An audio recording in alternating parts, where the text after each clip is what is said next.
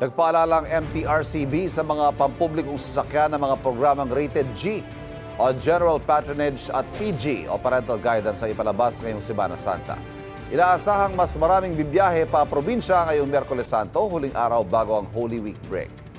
Live mula sa Parañaque, may unang balita si Jomer Apresto. Jomer.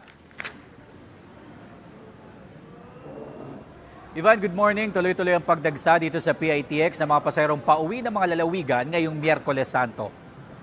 Sa pag-ikot ng GMA News, kapansin-pansin na marami sa mga pasahero dito dito na sa loob ng terminal nagpalipas ng gabi.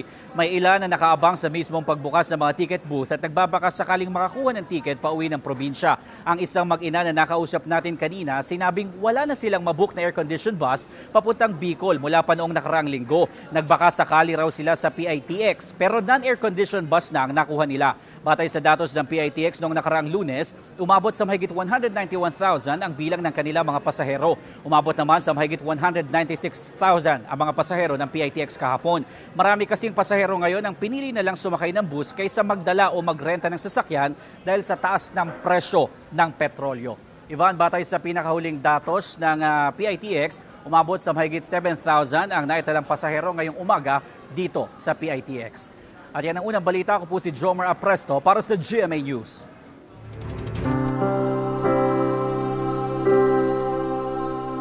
Kumustahin natin ang sitwasyon sa NAIA Terminal 3 ngayong Miyerkules Santo. May unang balita live si EJ Gomez. EJ?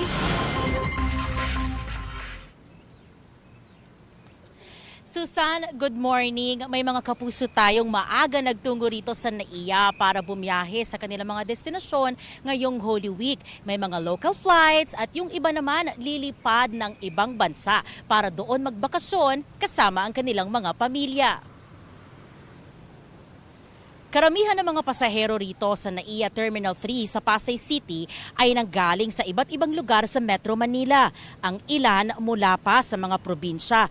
May lilipad patungong Boracay, Palawan, Cebu at Bohol para bisitahin ang ilang tourist spots doon na ipinagmamalaki ng Pinas. Meron din naman sa ibang bansa magsesemana Santa. May pila na ng mga sasakyan sa may departure bay ng paliparan pasado alas 4 ng madaling araw kanina. May mga tauhan naman ng airport at PNP na nagmo-monitor ng seguridad sa loob at labas ng NAIA Terminal 3. Susana, ayon sa CAAP ay aabot sa 1.3 million ang bilang ng mga pasahero na magtutungo rito sa NAIA patungo sa kanilang mga destinasyon ngayong Holy Week. At kanina nakita na rin natin na may pila na doon sa check-in counter kaya naman mas matagal na yung paghihintay na ginagawa ng mga biyahero natin. Kaya abiso po sa mga babiyahe agahan po ang pagpunta dito sa NAIA Terminal 3. Yan muna ang latest mula po rito sa Pasay City. EJ Gomez, GMA News.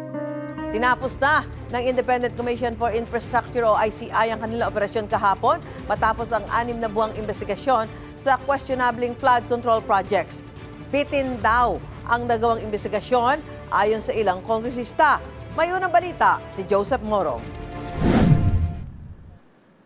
Iniimbentaryo ng Bureau of Customs ang 12 luxury vehicles na kinumpiska kay dating Congressman Saldico. Paghahanda para kunin na ang mga sasakyan mula sa Independent Commission for Infrastructure o ICI.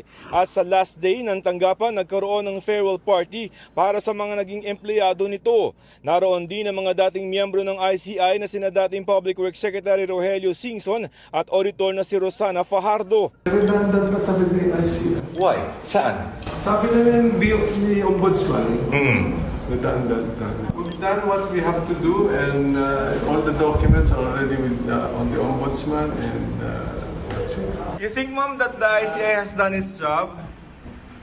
Para kay ICI Chairman Justice Andres Reyes Jr., masaya silang nakapagserbisyo sa bayan. We're happy that we have served the country in the little span of time that was given to us. We thank the God for that. 6 na buwan din ang ginawang investigasyon ng Independent Commission for Infrastructure o ICI sa mga maanumalyang flood control projects. Ayon kay ICI Chairman Justice Andres Reyes Jr., tiwala siyang may pagpapatuloy ng Ombudsman ang kanilang nasimulan. Kahon-kahong mga dokumento tungkol sa mga maanumalyang flood control project ang i-turn over na ng ICI sa Ombudsman. We have done our part And I think the Ombudsman can do things even better than us. Para kay Batangas Congressman Leandro Leviste, bitin ang investigasyong ginawa ng ICI. Hinamon niya ang Pangulo na ilabas ang final report ng ICI. The ICI is prematurely being cut short today because for all that we can assume, it seems like a harmless report because most of its contents are what is already in the public domain. So I don't know why they can't release the report. Ganito po ang trabaho ng ICI, Fact-Finding Committee. Ngayon po, lahat po ng kanilang nairekomenda, nakasuhan o for further investigation, nasa kamay na po yan ng DOJ at ng Ombudsman. Ayon sa Department of Justice, pinag-aaralan na nila ang mga dokumentong isinumite ng ICI sa kanila at tanging ICI lamang ang makakapaglabas raw ng final report. We need to sift through the report, no? Yung confidential report, the part na about yung case build-up, that's something we cannot disclose kasi sensitive yung information doon. Ito ang unang balita, Joseph Morong, GMA News.